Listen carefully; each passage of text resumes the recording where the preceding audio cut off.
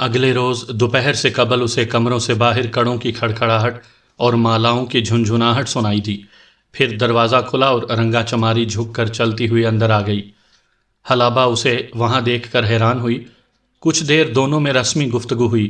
رنگا چماری نے بتایا اس عمارت سے باہر پرماتما اور روبل کمار کے سپاہی بھوکے کتوں کی طرح اس کی تلاش میں ہیں۔ انہوں نے جنگل اور جنگل سے باہر کا چپا چپا چھان مارا ہے۔ اس نے بتایا کہ راماجن دموہا بھی اس کی تلاش میں ہے۔ حلابہ نے پوچھا یہ راماجن دموہا کون ہے؟ رنگا چماری نے کہا کہ وہی 2 سروں والا انسان جو ہر وقت پرماتما کے ساتھ رہتا ہے۔ اس کے جسم میں 20 اصیل گھوڑوں کی طاقت ہے اور وہ 40 میل دور سے اپنے شکار کی بو سونگھ لیتا ہے۔ پھر اس نے کچھ منتر وغیرہ پڑھ کر حلابہ پر پھونکے اور آشیرواد دی کہ بھگوان اس کو پرماتما کی عبرتناک سزاؤں سے محفوظ رکھے۔ جلد ہی وہ اصل موضوع پر آ گئی۔ اس نے بڑی دانائی اور ہوشیاری سے حلابہ کو افتیلا جام کے لیے رام کرنا شروع کیا۔ ایک گہری اور طویل سانس بھر کر وہ بولی، بٹیا، دیوتاؤں نے تمہیں ایک بہت بڑے کام کے لیے چنا ہے اور اس میں شک و شبے کی کوئی گنجائش نہیں۔ یہ سب کچھ اس کتاب میں لکھا ہے جو مہاراج افتیلا جام کے پاس موجود ہے۔ اس میں تمہارا ناک نقشہ تک بیان کر دیا گیا۔ افتیلا جام تمہارے حصول کے لیے 20 برسوں سے مسلسل چلا کاٹ رہا ہے۔ اس کی نگاہیں شب و روز تمہارا راستہ دیکھتی تھیں۔ شاید تم اندازہ نہیں کر سکتی کہ اسے تمہاری کس قدر ضرورت ہے۔ تمہاری خاطر، صرف تمہاری خاطر اس نے اس اوتار کی ناراضگی کا خطرہ مول لیا ہے جو 300 برسوں سے اس خطے پر حکمران ہے اور جس کی برتری پر کوئی انسان شبہ نہیں کر سکتا۔ حلابہ نے زچ ہو کر کہا، رنگا میں یہ سب کچھ پہلے بھی سن چکی ہوں۔ مجھے صرف یہ بتاؤ کہ میں افتیلا جام کی کون سی ضرورت پوری کر سکتی ہوں اور وہ مجھ سے کیا چاہتا ہے؟ رنگا چماری نے جہاں دیدہ نگاہوں سے حلابہ کا حسین چہرہ دیکھا اور بولی، بٹیا تم کوئی غلط مطلب نہ لینا۔ افتیلا جام ایسی عمر میں نہیں کہ وہ کسی سندر لڑکی کو دیکھ کر حواس کھو بیٹھے، اور نہ ہی یہ اس کی فطرت ہے۔ وہ گندگی کا پجاری ہے اور کراہت اس کے عقیدے کا لازمی حصہ ہے۔ وہ اپنے نفس کو مار چکا ہے اور سنسار کی لذتوں سے اسے بہت کم تعلق ہے۔ کئی بار مہینوں تک وہ لذیذ کھانے اور عورت سے دور رہتا ہے، مگر یہ اس کی مجبوری ہے کہ وہ تم سے بیاہ کرے۔ رنگا چماری کے الفاظ حلابہ کے کانوں میں دھماکے کی طرح گونجے۔ وہ حیرت سے بولی، افتیلا جام اور مجھ سے شادی کرے گا؟ ہاں بٹیا، رنگا چماری نے تحمل سے کہا، یہ دیوتاؤں کا حکم ہے۔ افتیلا جام تمہارے ساتھ بغیر ساحر اعظم نہیں رہ سکتا۔ اگر وہ اپنی شکتیوں کو امر کرنا چاہتا ہے اور زوال کے گھن سے بچنا چاہتا ہے تو اس کی ایک شرط ہے۔ یہ شرط دیوتاؤں نے رکھی ہے اور اس میں رد و بدل کی کوئی گنجائش نہیں۔ رنگا چماری نے گہری سانس لی اور پھر بولی، وہ شرط یہ ہے کہ افتیلا جام تم سے شادی کرے، پھر بھگوان کی کرپا سے وہ ایک سندر بچے کا باپ بنے۔ 7 ماہ اور 7 دن تک تم دونوں اس بچے کی شکل نہ دیکھو۔ جب وہ 7 ماہ اور 8 روز کا ہو جائے تو اسے دیوتاؤں کی بھیंٹ چڑھایا جائے اور اس کے سر کو 40 روز تک ڈھلتے سورج کی دھوپ میں سکھا کر اور رسی میں پرو کر افتیلا جام اپنے گلے میں لٹکائے۔ حلابہ خونی نگاہوں سے رنگا چماری کو دیکھ رہی تھی۔ گرج کر بولی، کیا مجھے یہی خرافات سنانے کے لیے تم یہاں آئی ہو؟ چلی جاؤ یہاں سے، میں کہتی ہوں چلی جاؤ یہاں سے۔ رنگا چماری منہ میں تیز تیز کچھ پڑنے لگی، پھر اسے پھونکے مارتی ہوئی اٹھ کھڑی ہوئی۔ دروازے پر ٹھہر کر بولی، بٹیا جو فیصلہ کرو سوچ سمجھ کر کرو۔ اس خطے میں اگر تمہیں کوئی لازوال پرماتما کے قہر سے بچا سکتا ہے تو وہ افتیلا جام ہی ہے، اور یہ اسی کی کرپا ہے کہ تم ابھی تک زندہ ہو۔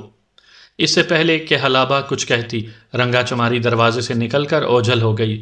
اگلے 3-4 روز حلابہ نے سخت عذاب میں گزارے۔ افتیلا جام اس کی جان کو آ گیا تھا۔ وہ 1000 ڈھنگ سے اسے شادی پر آمادہ کرنے کی کوشش کر رہا تھا۔ اس کی جدوجہد اور جھلاہٹ دیکھ کر حلابہ سمجھ چکی تھی کہ وہ اس پر زبردستی نہیں کر سکتا۔ شاید دیوتاؤں کی لگائی ہوئی شرط میں یہ شرط بھی تھی کہ افتیلا جام کی ہونے والی بیوی اپنی رضامندی سے یہ بندھن قبول کرے۔ جو ہی یہ بات حلابہ کی سمجھ میں آئی تھی، وہ پوری سختی سے انکار پر ڈٹ گئی تھی۔ اس نے افتیلا جام سے صاف کہہ دیا تھا کہ وہ اسے پرماتما کے غضب سے ڈرانے کی کوشش نہ کرے۔ وہ یہاں آئی ہی پرماتما سے ٹکرانے کے لیے تھی۔ اب بھی اس کی یہی خواہش ہے کہ وہ اس نیک مقصد کے لیے اپنی قربانی دے دے۔ حلابہ کے بے خوف لہجے اور مسلسل انکار نے آخر افتیلا جام کو آگ بگولا کر دیا۔ وہ صبر کا دامن چھوڑ کر صفاک لہجے میں بولا، مورکھ لڑکی، تو کیا افتیلا جام کے پاؤں چاٹنا بھی اپنے لیے فخر سمجھے گی؟ تجھے اس حالت کو پہنچا دوں گا کہ موت بھی تجھ سے پناہ مانگے۔ پھر پاؤں پٹکتا ہوا وہ باہر نکل گیا تھا۔ حلابہ کے ذہن میں وسوسوں کی آندھیاں چلنے لگیں۔ نہ جانے اب وہ کیا کرنے کا ارادہ رکھتا تھا۔ حلابہ نے اس عمارت میں خوب گھوم پھر کر دیکھا تھا، اسے کوئی دروازہ ایسا نظر نہیں آیا تھا جو اسے فرار کا راستہ دکھا سکے۔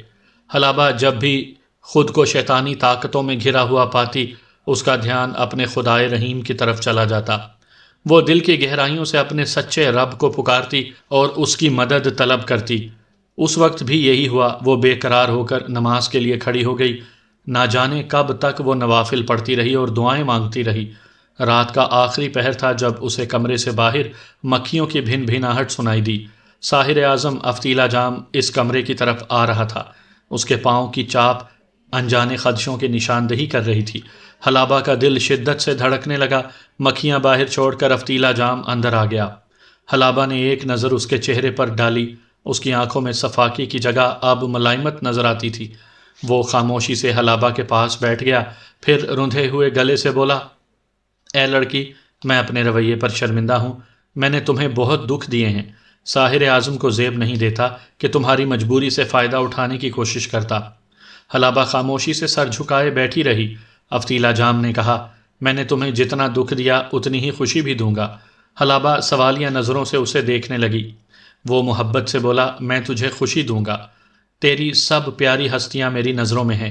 مجھے معلوم ہے وہ سب کہاں کہاں اور کس حال میں ہیں۔ تو ان میں سے کسی ایک کو یہاں بلا سکتی ہے۔ میں آپ کا مطلب نہیں سمجھی، حلابہ نے کہا۔ افتیلا جام نے کہا، میں اس بات کی شکتی رکھتا ہوں کہ تیرے ساتھیوں میں سے کسی ایک کو اپنے طلسم کے زور سے یہاں اس چار دیواری میں لے آؤں۔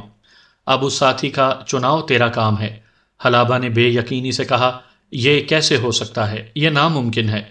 یہ بھی ممکن ہے کہ چند روز بعد میں تجھے اور تیرے ساتھی کو صحیح سالم اس علاقے سے نکالنے میں کامیاب ہو جاؤں اور روبل کمار ہاتھ ملتا رہ جائے، اور یہ بھی ممکن ہے کہ تو ایک چڑیا یا بلبل کا روپ دھار لے اور سارا جیون اس جنگل میں چہکتی پھرے۔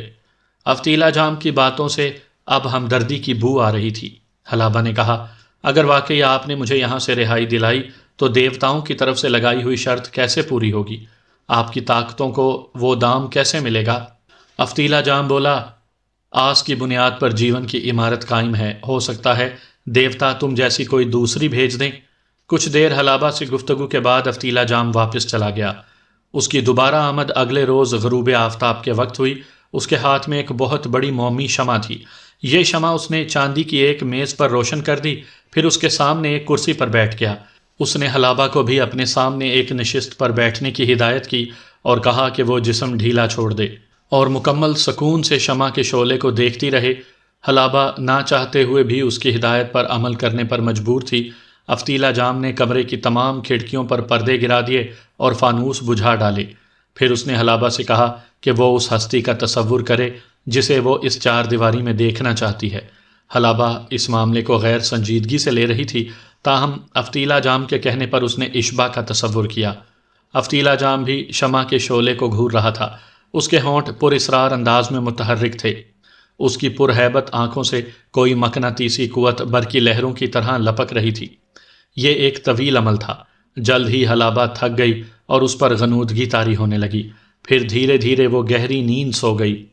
افتیلا جام اپنا عمل مکمل کرنے اور شمع بجھانے کے بعد چلا گیا۔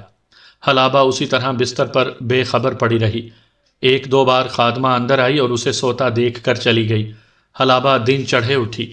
نماز قضا ہو چکی تھی۔ اس نے غسل کے بعد ناشتہ کیا اور رات کے واقعات پر غور کرنے لگی۔ اسے یاد آیا کہ اس نے اشبا کا تصور کیا تھا اور خواہش کی تھی کہ اگر اس کے آنے میں کوئی نقصان نہیں تو وہ جہاں بھی ہے اس چار دیواری میں چلا آئے۔ اب اسے اپنی رات کی سوچوں پر شرمندگی محسوس ہو رہی تھی۔ وہ خود کو ملامت کرنے لگی کہ اس نے ایک ساحر کی باتوں میں آ کر سفلی عملیات پر یقین ظاہر کیا تھا۔ وہ انہی خیالوں میں گم بیٹھی تھی جب ایک خادمہ نے اطلاع دی کہ کوئی مہمان اس سے ملنا چاہتا ہے۔ نہ جانے کیا ہوا کہ ایکا-ایکی حلابہ کا دل دھڑک اٹھا۔ وہ بے اختیارانہ اپنی جگہ سے اٹھی اور خادمہ کے پیچھے پیچھے چل دی۔ چند قدم چل کر وہ واپس مڑی اور ایک اوڑھنی سے سر اور جسم ڈھانپ لیا۔ پھر دوبارہ خادمہ کے ساتھ چلتی اس کمرے کے سامنے پہنچی جہاں مہمان کو بٹھایا گیا تھا۔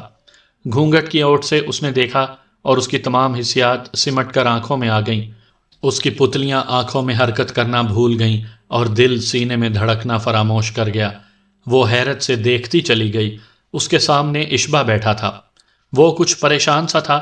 وہ اسی لباس میں تھا جس میں حلابہ نے اسے آخری بار دیکھا تھا، صرف بال کچھ الجھے ہوئے تھے اور کرتے پر مٹی کے دھبے تھے۔ حلابہ بے تابانہ آگے بڑھی اور گھونگھٹ الٹ کر اس کے سامنے جا کھڑی ہوئی۔ اشبا اسے دیکھ کر بے قراری سے اٹھا۔ دونوں چند لمحے مبہوت ایک دوجے کو دیکھتے رہے۔ پھر حلابہ نے لپک کر اشبا کے دونوں ہاتھ تھام لیے اور ان پر پیشانی ٹیک کر آنسو روکنے کی کوشش کرنے لگی۔ اشبا نے بڑی محبت سے اسے دلاسا دیا۔ تب دونوں آمنے سامنے نشستوں پر بیٹھ گئے۔ دونوں کمرے میں تنہا تھے اور ان کے پاس کرنے کے لیے بے شمار باتیں تھیں۔ ان گنت سوال اور ان کے جوابات ذہنوں پر یلغار کر رہے تھے۔ حلابہ نے پوچھا، اشبا آپ یہاں کیسے پہنچے؟ اشبا نے سرگوشی میں کہا، ہمیں بہت محتاط گفتگو کرنا ہوگی۔ افتیلا جام مجھے سب کچھ بتا چکا ہے۔ یہاں ایک ایک چپے پر پرماتما کی گرفت ہے۔ ہمارے منہ سے نکلی ہوئی کوئی بات ہمیں موت کے دہانے پر پہنچا سکتی ہے۔ گرد و پیش کا جائزہ لینے کے بعد وہ بولا، بس تم اتنا سمجھ لو کہ میں بہت غیر معمولی حالات میں یہاں پہنچا ہوں، یا یوں سمجھ لو کوئی اندیکھی طاقت مجھے دھکیل کر یہاں لے آئی ہے۔ حلابہ حیرت سے اشبا کو دیکھنے لگی۔ اشبا، کیا ایسا ممکن ہے؟ کیا آپ سمجھتے ہیں کہ کوئی مافوق الفطرت بات ہوئی ہے؟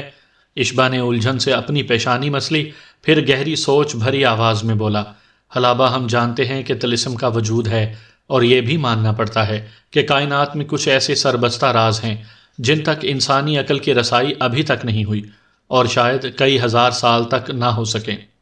اس موضوع سے حلابہ کا دم گھٹ رہا تھا۔ اس کے ذہن میں دھند سی بھرتی چلی جا رہی تھی۔ اچانک اس کا دھیان اپنے ساتھیوں کی طرف چلا گیا۔ وہ بولی، اشبا باقی لوگ کیسے ہیں؟ سردار یحییٰ، اویس؟ اشبا نے کہا، سب ٹھیک ہیں اور تمہاری سلامتی کے لیے فکر مند۔ ویسے وہ سب رائے منوہر کی قید میں ہیں۔ حلابہ نے کہا، جب میں آپ لوگوں سے جدا ہوئی تھی تو آپ ابدال غازی کے مہمان تھے، میرے جانے کے بعد کیا ہوا تھا؟ اشبا نے ایک بار پھر سرگوشی کی۔ حلابہ، میرا خیال ہے ہمیں یہ تمام باتیں پھر کسی وقت کے لیے اٹھا رکھنی چاہیے۔ ویسے ابدال غازی اب اس دنیا میں نہیں، انہیں پرماتما کے آدمیوں نے شہید کر دیا تھا۔ حلابہ کے چہرے پر تاسف ابھرا، پھر وہ بولی، ان کا بھتیجا مانک؟ وہ زندہ ہے اور رائے منوہر کی قید میں ہے۔ چندا کے بارے میں کچھ پتہ ہے؟ اسے میں نے پرماتما کی قید سے چھڑا دیا تھا۔ اشبا نے نفی میں سر ہلایا اور بولا، مجھے افتیلا جام سے سب کچھ معلوم ہو چکا ہے حلابہ۔ مجھے تمہارے غیر معمولی کارناموں پر حیرت ہے۔ افسوس کہ میں اس وقت کھل کر تمہاری تعریف بھی نہیں کر سکتا۔ اشبا کی تعریف پر حلابہ کے چہرے پر مسرت کا رنگ سا آ کر گزر گیا۔ وہ کچھ کہنا چاہتی تھی لیکن پھر رازداری کا خیال کر کے چپ رہی۔ اسے ابھی تک اپنی آنکھوں پر یقین نہیں آ رہا تھا۔ اس کا دل چاہ رہا تھا کہ وہ اشبا کو چھو کر دیکھے، کہیں وہ کوئی خواب تو نہیں، لیکن نہیں، یہ خواب نہیں تھا۔ وہ بیدار تھی اور سب کچھ اس کی آنکھوں کے سامنے تھا۔ رات کا وقت تھا۔ اشبا اور حلابہ ایک وسیع و عریض لمبوترے کمرے میں بیٹھے تھے۔ بلند و بالا چھت کے اس کمرے کے بیچوں بیچ 3 فوارے نصب تھے۔ ان کا پانی پھوار کی صورت ایک اتھلے حوض میں گر رہا تھا۔ اشبا اور حلابہ حوض کے کنارے پر تھے۔ دونوں نے اپنے پاؤں ایک بالشت گہرے پانی میں ڈبو رکھے تھے۔ حلابہ کے سفید گلابی پاؤں پانی کے اندر 2 شعلوں کی طرح دمک رہے تھے۔ اس کے رخساروں پر پھوار کے چھینٹے تھے اور یوں لگتا تھا کسی اداس زرد گلاب پر شبنم کے موتی اٹک گئے ہوں۔ پچھلے 5 روز سے افتیلا جام کہیں نظر نہیں آیا تھا۔ وہ دونوں اس عمارت کے دلانوں اور کمروں میں آزاد گھومتے رہتے تھے۔ خدام اور خادماؤں کی ایک جماعت ان کے خدمت کے لیے کمر بستہ رہتی تھی۔ اس وقت بھی حسین اور خوش آواز کنیزوں کا ایک جھرمٹ قدیم فارسی رباعیاں سازوں کے ساتھ گا رہا تھا۔ حلابہ اور اشبا دونوں کو راگ رنگ سے نفرت تھی، لیکن ان کنیزوں کو گانے کی ہدایت انہوں نے مجبوری کے تحت کی تھی۔ ساز و آواز کے اس شور میں حوض کے کنارے بیٹھ کر وہ کچھ اہم سرگوشیاں کرنا چاہتے تھے۔ اشبا کہہ رہا تھا، افتیلا جام نے مجھے بتایا تھا کہ وہ ہفتہ عشرہ یہاں نہیں آئے گا۔ در حقیقت پرماتما تمہاری تلاش میں دیوانہ ہو رہا ہے۔ سنا ہے طیش میں اس نے اپنے کئی محافظوں کو ہلاک کر دیا ہے۔ افتیلا جام نے ہمیں ایک خفیہ ٹھکانے پر رکھا ہوا ہے اور وہ نہیں چاہتا کہ اس کی روز روز کی آمد و رفت سے کسی کو ہماری موجودگی کا شبہ ہو۔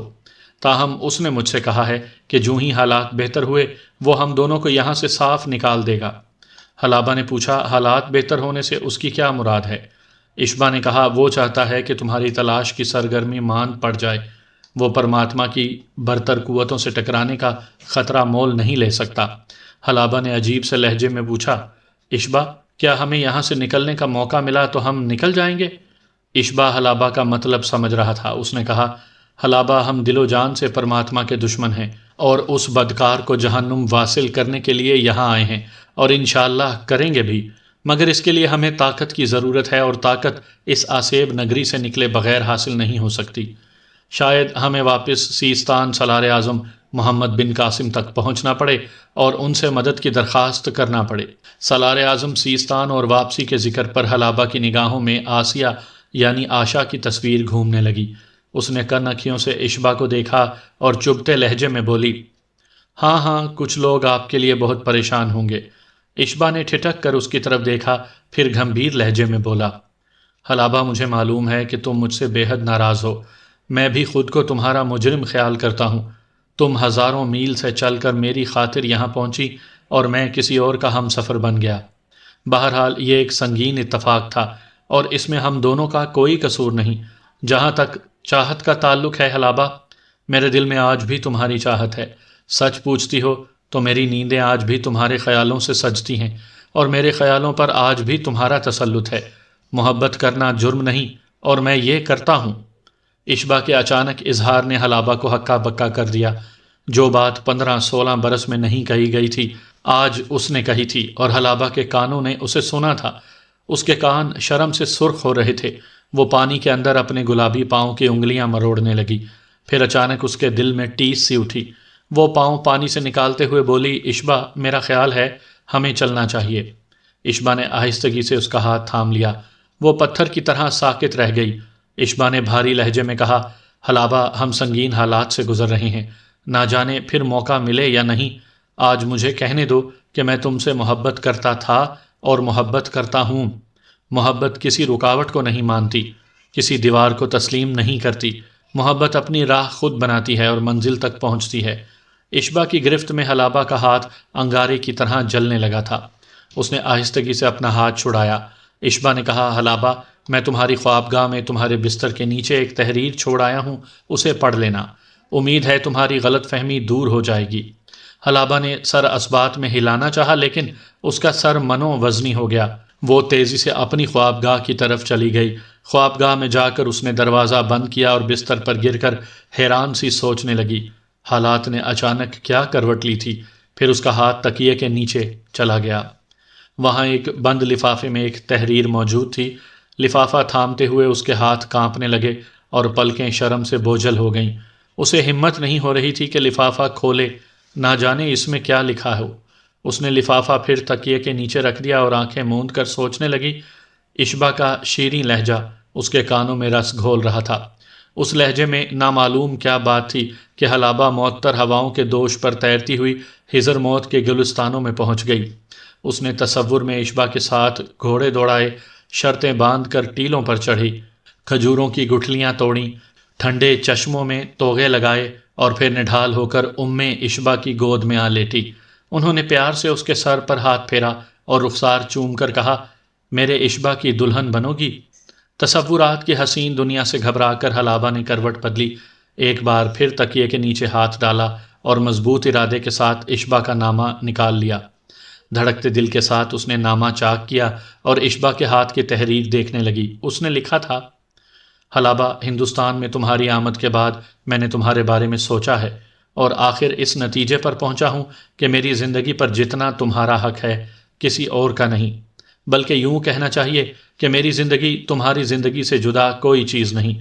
میں سمجھتا ہوں کہ تمہیں نظر انداز کر کے جہاں میں اپنے رب کو ناراض کروں گا، وہاں تا حیات خود اپنے آپ اور اس دنیا سے بھی خفا رہوں گا۔